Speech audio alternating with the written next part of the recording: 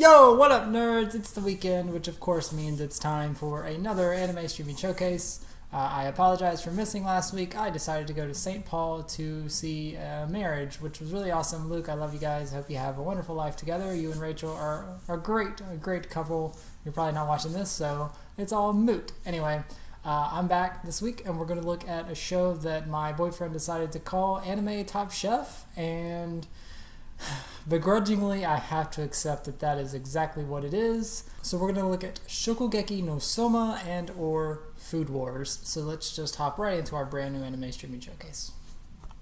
In the last few years, many titles have completely changed the idea of battle shonen for me. When I used to think of the genre or the descriptor, I immediately thought of something like Dragon Ball or its ilk in a very literal way. I always pictured people literally physically fighting and beating the hell out of one another.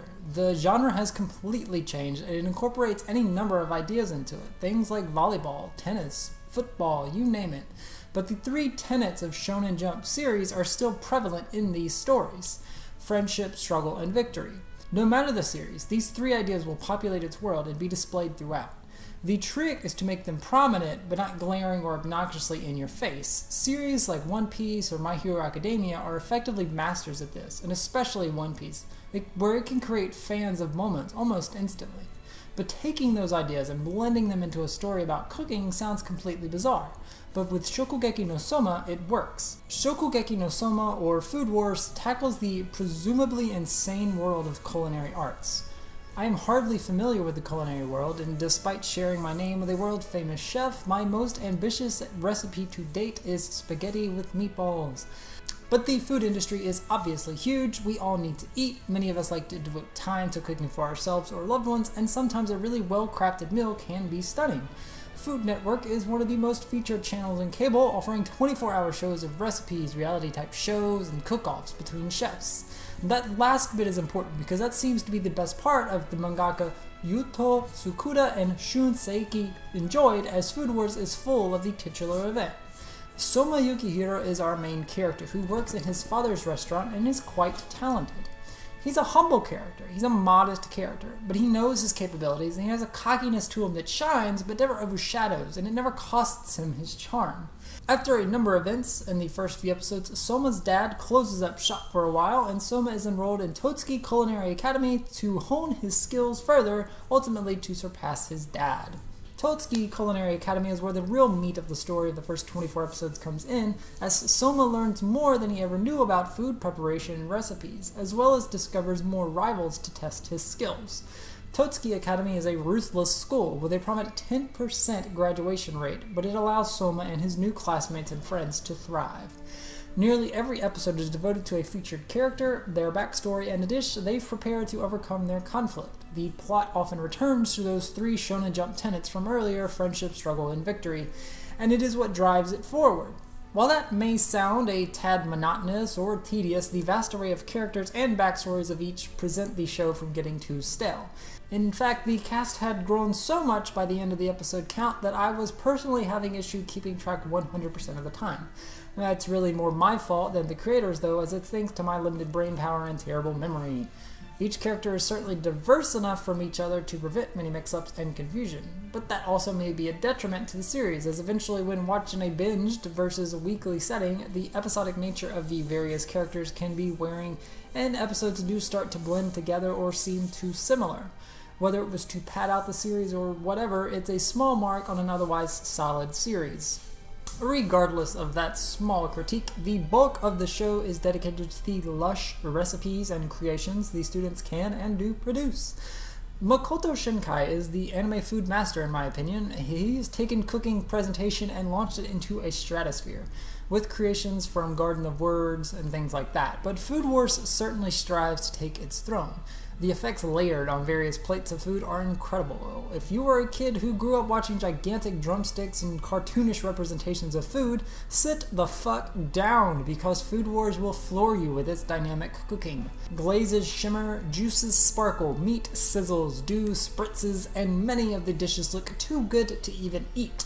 I'm by no means a foodie, and I'm happily eating the same garbage food I eat week in, week out. But my god, the duck katsu or curry or unique recipes these kids are creating had me eager to power up my stove and get to cooking. They say don't shop when you're hungry, as you'll buy more food than you really should. Well, I say you shouldn't watch Food Wars if you're hungry, as you'll aim to create all of the food presented. And I'd be doing a bad job talking about an anime and not discussing the fan service / elephant in the room. Yes, Food Wars features an exorbitant amount of fan service, but they're presented in more of a comical and metaphoric presentation than realistic.